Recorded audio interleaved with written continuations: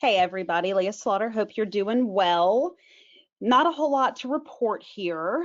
Just kind of trucking on as usual, hoping all this comes to an end before long. Before I get started, as always, we've got our disclaimer. Everything I'm going to talk about today is our best understanding and best practice and opinion. No crystal ball. So make sure that you take everything we say and speak with your legal and tax professionals. So the purpose of this class is to talk about military law lease breach. And the reason I wanted to do this class, although there's not a lot of content for it, I think it's important that you understand really there's only three ways that a tenant can get out of a lease without penalty in Texas and in our lease. And this is one of them. But we're going to see, we've already seen a ramp up of our military. And I certainly think that with things like what we're going through right now, there's going to be more of it. And we also have a lot of property in military service member areas because of the bases like Killeen and other areas. So I want to make sure that everyone understands how military lease breaches work and what protects it and how we handle it. So when we talk about a military law lease breach, this means that they have been called up for duty, they have been listed, or they are having to be relocated.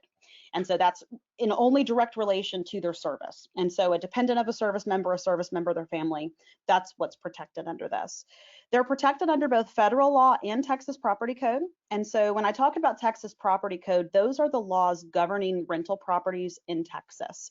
So when we talk about keyless deadbolts and peepholes and timelines for repairs and all of that, Texas property code is what dictates that. There's two different sections that cover that. Chapter 24 and 92, two different sections, and they cover different pieces of it. But the federal law, I've listed the name of the law here in case you want to go back and read that. It's arduous and certainly not anything that you really need to know from that for purposes of rental property, aside from what I'm going to tell you here. And then Texas is a little bit more restrictive in some ways, and that is specifically outlined in our leases. And so let's go through that. Number one, as I mentioned, they have to be part of the uniformed services or dependent of a service member. And I've listed out here what that includes. So it includes some ones that you possibly wouldn't think of, like the National Oceanic and Atmospheric Administration, Corps of the Public Health Service, and Activated National Guard. So this is something that we could potentially run into with what's going on with COVID, but we have not. So generally, when someone is activated, their family's still going to be there. They're not typically going to relocate permanently. It's a short-term assignment. So I have not had any of these as related to COVID, but I have run into them in the past. In military, this is really what Texas state is talking about. So essentially, if they are or they become a service member or a dependent of a service member, they can terminate the lease by delivering landlord notice. And I'm going to tell you how that works. But this is the Texas property code, and you'll notice this is part of chapter 92, one of the two areas I told you about.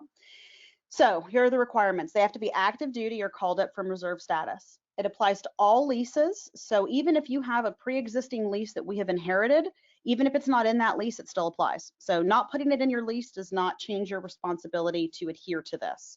And it does not matter whether they were military before or after they signed.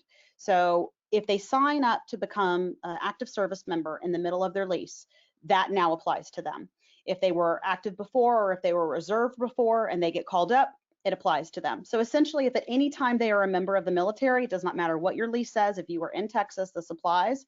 And if you're in other areas of the United States, it still applies, just not the Texas pieces. Each state will typically have their own that really goes above and beyond and further defines what the national law has. So they have to give 30 days notice, but it starts when the next month's rent is due. So let me show you how that looks. If they give notice on February 14th, the notice is for 30 days from 3/1 because March 1st is when that rent would technically be due. So their move out is actually April 1st and it is completely without penalty. That does not mean they're not responsible for make-ready damages. What it means is that you cannot hold them responsible for breaching the lease because it is not a breach. So typically on average, we get somewhere between about 35 and 55 days notice. So we don't always get that 60-day notice period we want.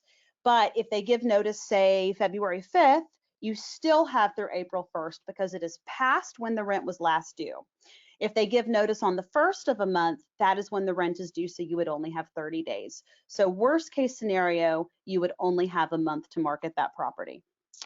So That is how a military lease breach works. And if you have any questions on that, you can always reach out to us. As I mentioned, short and sweet content, but something important to know, especially as we delve into these unprecedented times with both the National Guard and the military, and as we keep working to expand our horizons and locations closer to where these service members are located.